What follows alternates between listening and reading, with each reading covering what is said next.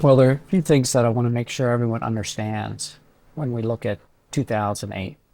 Yes, our vision is top three and three, and it's not just a financial goal or a numbers goal. Yes, it means being one of the top three companies in our industry within the next 3 years. But fundamentally, it's about something even bigger and more important. It's about building a truly great company, a company we can be proud of, a company we can be inspired by, a company where we've got the opportunity to challenge ourselves and challenge the industry and do something unique and different that we can feel really good about. In order to do that in 2008, we've got to focus on three things. We've got to focus on our people. We've got to continue to challenge, recognize, and reward the great people in our company. We've got to focus on our clients. We must deliver better and better quality all the time, greater innovations all the time, unique creative solutions as much as we can. That will make our clients extremely happy. That will exceed their expectations, and that will lead to more business from those clients. And that leads to the third area, which must be a focus area for 2008, and how we do that. We call that innovation. But how will we innovate specifically with different tools and technologies or processes, and how we share those worldwide? The downside to our business units is that there is the potential that a great idea in one business unit never makes it to another one. So we must be focused next year on innovation and sharing innovative ideas amongst all business units, no matter which unit that idea may have come from. We started this year with the organization into business units in order to become more responsive to clients and become more efficient. And yes, that has resulted in an improvement with our clients and how they've rated us. So that's great to see. We've also made an enormous investment this year in our IT infrastructure to support our people. We've spent over $750,000 this year. We also spent a fair amount of money on an IT audit to understand the strength of our infrastructure and can we reach top three and three with that infrastructure? And the answer is yes. And we've had a year of change this year. Our company this year has now gone over 300 people worldwide. We've got 8 offices now worldwide. We made 2 more acquisitions this year. And these are remarkable achievements because during all of that, we managed to grow by 25% this year. We managed to eke out a 42% gross margin consolidated across all of our offices. We've managed 15% EBITDA year to date. So these are amazing achievements amidst change and challenge this year. And it's a real testament to the fantastic people we have in the company and the fantastic clients that we've got. I'm very proud of both of those. One of the biggest challenges we're faced now with is this year we had so much significant change from the way we're organized, our staffing. We had some staffing changes this year. We had some changes in management. We had new acquisitions. I mean, it's been a rocky boat, and you know, nobody can deny that. You know, people who live and we localize, they've experienced it firsthand. And I think that, you know, and really this year we've sort of looked at as a year of positioning. You know, so we moved over to this business model that's suggesting that it's the right thing, the right direction to go. We're getting engaged in different projects. Is moving forward is showing stability. You know, now, okay, we've locked into something, we've locked into an org model, we've locked into some processes and some teams.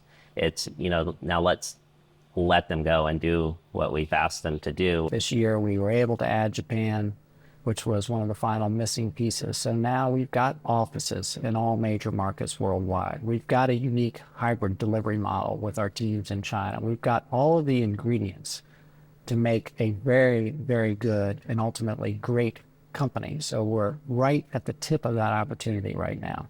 Basically, the new office, lets us build on more capacity. Right now, we had only like 17 employees, and the old office did not allow us to, bring in more people because of the space issue. Right now, we have a capacity of bringing in at least 35 to 40, which for the next 2-3 years, we should be quite happy and sufficient with. Greatness is a choice. You've got to choose personally and as a company, that you're committed to becoming something great, not just average, not just good, because it's very hard to do that, and it involves a sacrifice to do that. And people have got to be inspired by the challenge. It's the challenge where greatness is defined. In day-to-day activities where everything is normal, you aren't in a situation perhaps where true greatness can be achieved. But each day, if you chip away at it and you're looking to innovate, improve a small process, improve slightly a way we do work, improve communication. In other words, always trying to get a little bit better. That all adds up to something truly great. We're going to build a great company by hiring and retaining and satisfying great people. So it starts there. And we need great people worldwide, and they've got to have the challenges that inspire them worldwide. And then we've got to have great clients. But one follows the other. It's relatively simple when you look at it from that perspective. If you've got great people, those great people are going to attract great clients. Great clients are going to give you more and more business, and your company's going to grow. And they really gave us a lot of confidence in terms of their ability to do project management from here and then source out the work to local developers in country that could really give an authentic feel to it. For us, it was finding a partner that could really help with the true localization. Well, sometimes I'm asked, why do you keep pushing so hard to grow? And why do you keep introducing difficult changes that could really cause problems or create risk? Why would we do that? And the answer is because if we don't do that, another company is going to. In other words, in order to ensure the health of our company and the survival of our company long term, we've got to continue to innovate. We've got to continue to change as the marketplace changes. We've got to continue to try to improve things and create challenges for our people and create better services for our clients. So that's why we continue to push so hard. When you look at our track record, yes, it generates a great deal of confidence. We've had 23 quarters of growth, quarter-over-quarter growth. We've been profitable for the last 7 years in a row. We've got very supportive financial backers with Seth Lair at LLR. We've got an industry with great opportunities, as Don DePalma speaks about. We've got a company that's uniquely positioned to take advantage of those opportunities as we execute through our top 3 and 3 strategy. We really are positioned as well as anyone to seize that opportunity. So we feel very bullish. The ability to transact business in a multilingual environment to us was a long-term macro trend that we liked quite a bit. Clearly, you have to have a senior management team that has a very specific vision of how they want to grow the business. You have to have the systems in place to be able to absorb businesses with different cultures and different people in disparate locations. So you really have to have refined your model to the point where it's been quite, it's a systematized approach to business. So we believe that the future looks very, very strong. But at the end of the day, the real issue is, can the company deliver on its promise to provide a level of language service that satisfies the customer?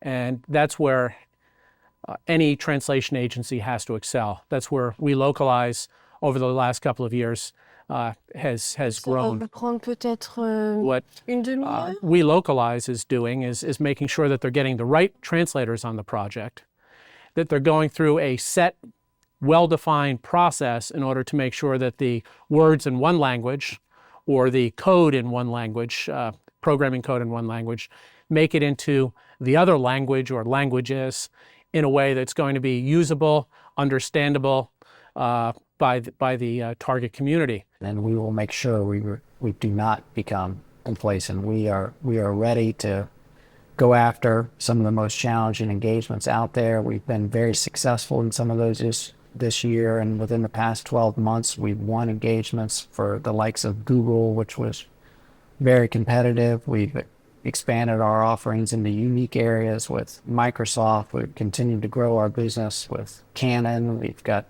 lots of great things happening in Japan now, which we acquired in July. They are working with IBM and Microsoft, and China is continuing to grow. So it's been very exciting all around the world in all our offices. There were two clients that we always had, which was Microsoft Japan and IBM Japan, and these two clients very difficult to handle, satisfy, and we before the acquisition had been satisfying them, IBM Japan for 20 years and Microsoft Japan for 10 years, and using the same people, process, we were able to take in other clients that we localized had, like Apple, Google, Autodesk, and actually take in the Japanese business and successfully execute it in this office. We're not short on ambition, so we've got big goals and aspirations, and we think we can achieve those. And as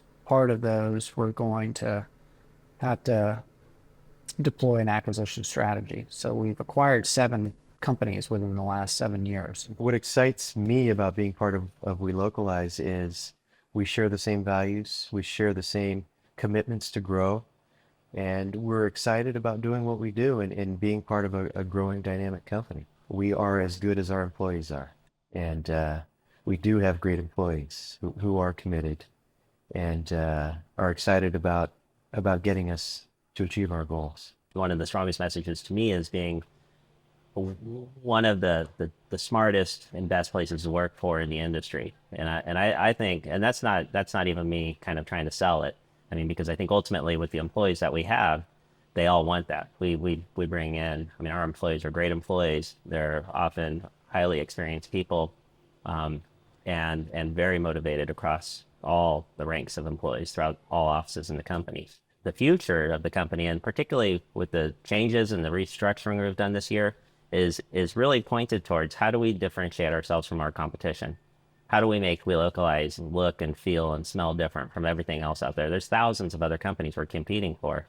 And the only way that we can continue the long-term stability of the company is by creating some differentiation. And we believe that there's an opportunity in the market as well to achieve that. The real way to properly differentiate yourself in this industry is through, very good service, very strong account management, and trying to add value to our customers.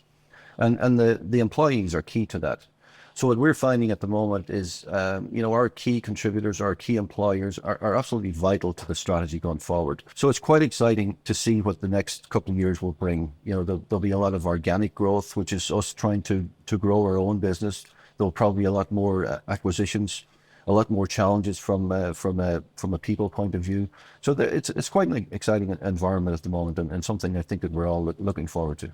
2008 is extremely exciting. Here's why. We've spent the last 7 years building a global platform, doing a lot of hard work, going through lots of tough changes to get in place a truly global company that can be unique and different in this industry. And we've done it.